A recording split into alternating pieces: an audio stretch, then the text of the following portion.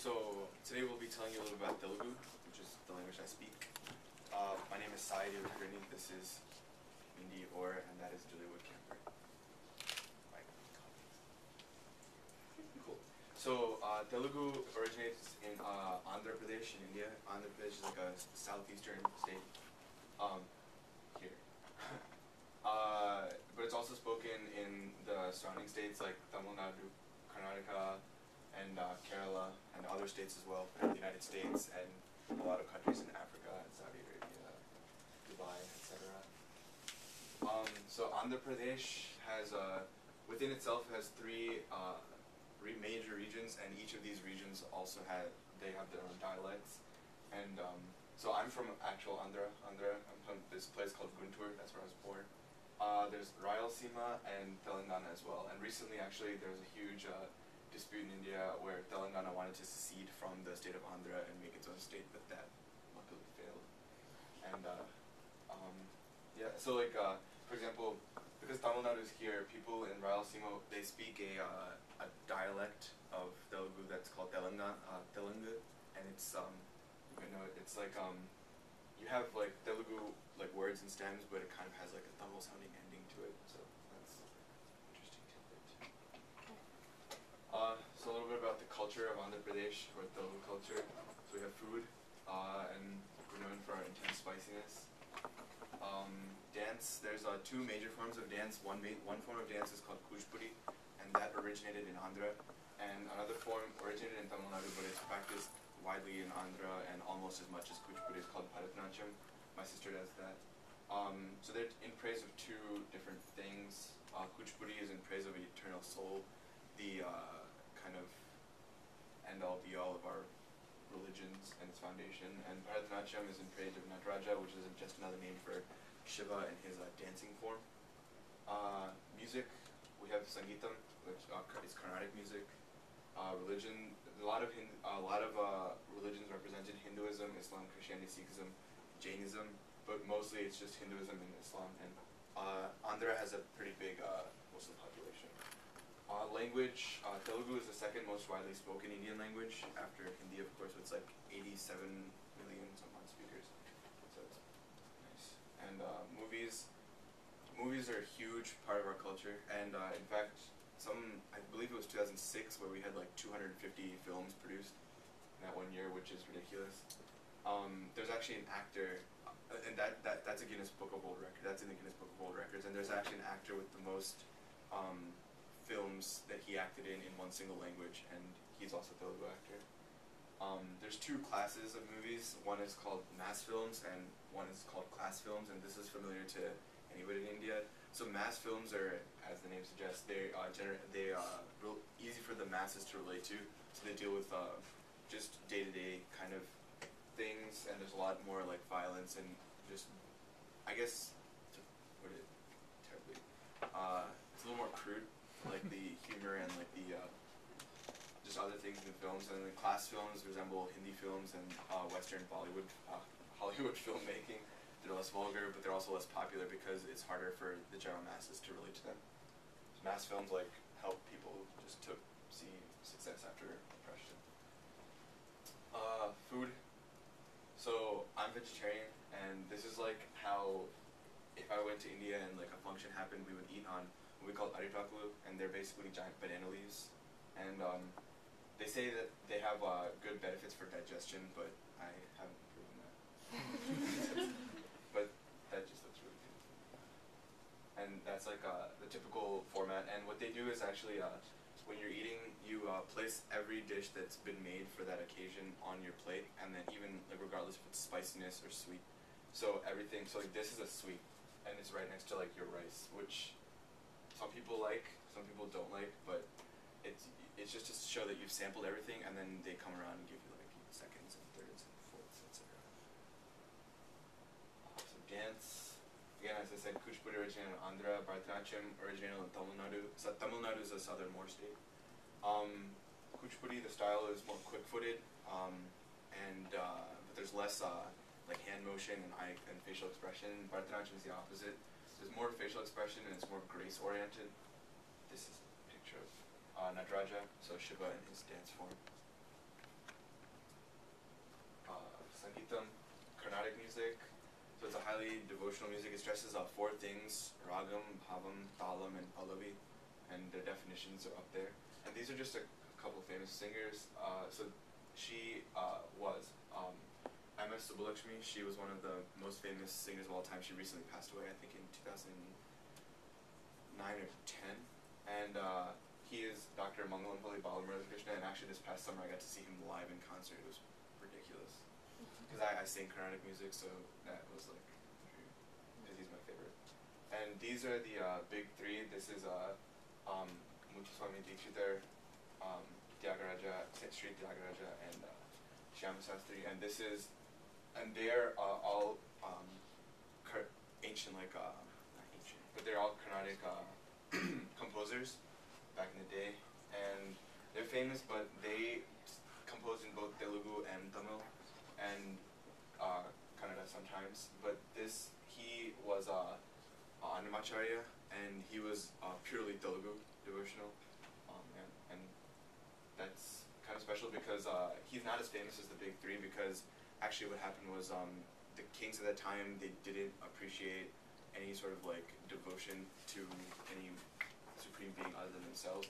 So his there's a temple in India where they're all written on all his music was written on like copper, like etched into copper, and they're hidden in a cave. And then recently, about 10-15 years ago, they were uncovered, and 20,000 have been uncovered, but it's said that he wrote more than 60,000 songs. So that's a process. Religion, Hinduism, Islam. Hinduism, so when we call it Hinduism now, that's like the more modern version of it, and then you think of like all these gods, and that's kind of like the polytheistic version of it, and that's just evolved over time. Hinduism comes from this faith called Sanatana Dharma Shastra, and that I try to translate in Sanskrit. It just means like the general sense of eternal duty, and you can see why people had to modernize that, because you look at that, you know, what does that mean? But essentially, it's a pantheistic religion which just believes in one thing called like the eternal soul, and that soul is in everything that's alive.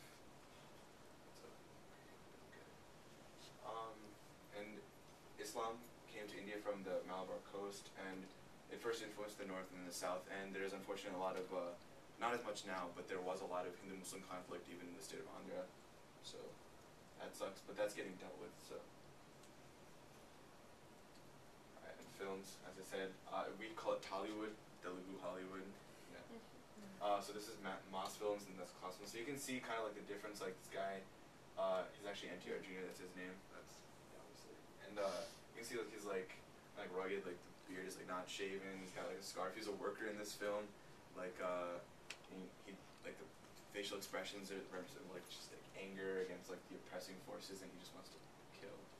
And then the other film is just about, it's like a love film. I mean, there's love in like the mass films too, just to generate interest for everybody, but like the class films are all about that. It's like essentially your Hollywood chick flick.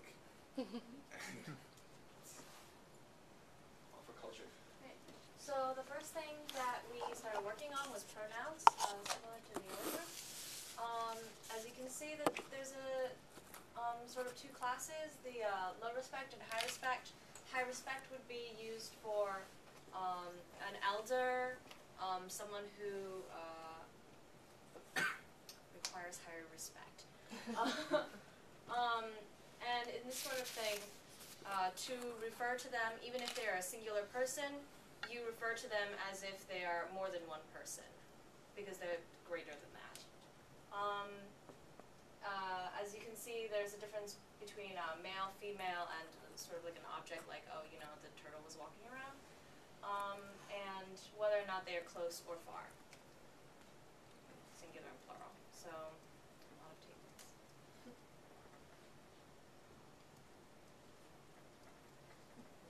Here's some vocab.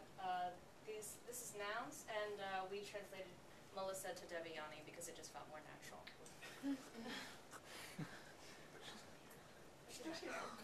Oh.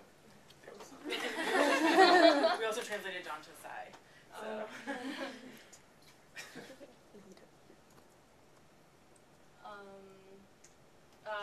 So these are our stems.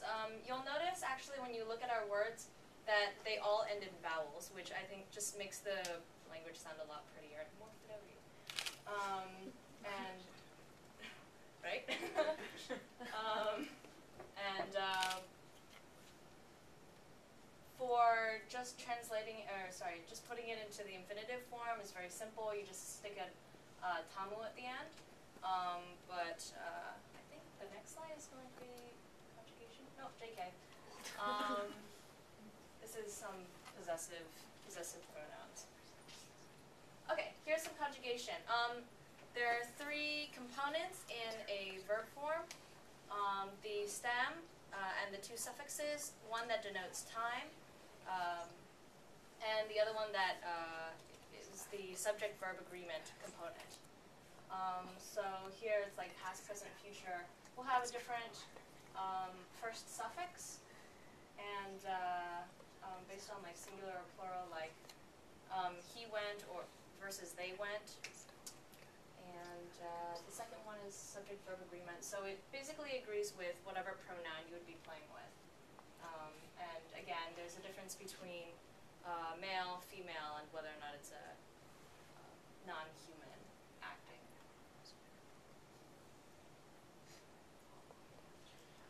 Okay, so some of the rules that we had, or well, some of the things that we added into Language Assistant, we added features of nouns and the different form of the verb. So for the nouns, we had to add gender, respect, and proper to get the kind of conjugation that we wanted at the end.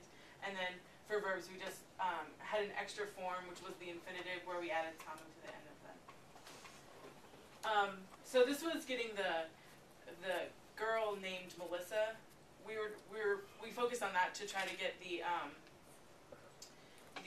word order correct, because it is also a subject-object-verb language. So these are just the word adding, like making the subject the most action-like, and everything else is just an object. So, and then to get the word order right, we made a phrase structure rule and had the subject, indirect object, direct object, and then the verb phrase if there was one. So this is our feature copying rule from the subject. We have, since there are 3 elements to the endings of the verb, we have the time and the gender and the number. We had to get all of those from the nouns, so we just made a feature copying rule. And then pluralization of the noun, mu is singular and lu is plural. Okay, so we have several of the sentences, and this is the first one. The girl named Melissa was sitting outside of her house, and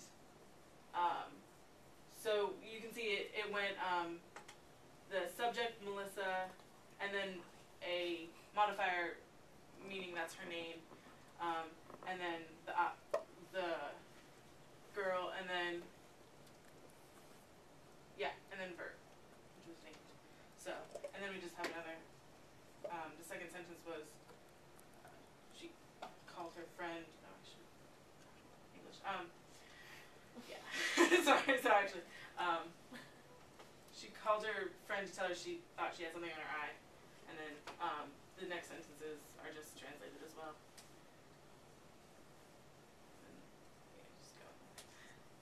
And then this is the whole thing put together, and I think we got most of it right.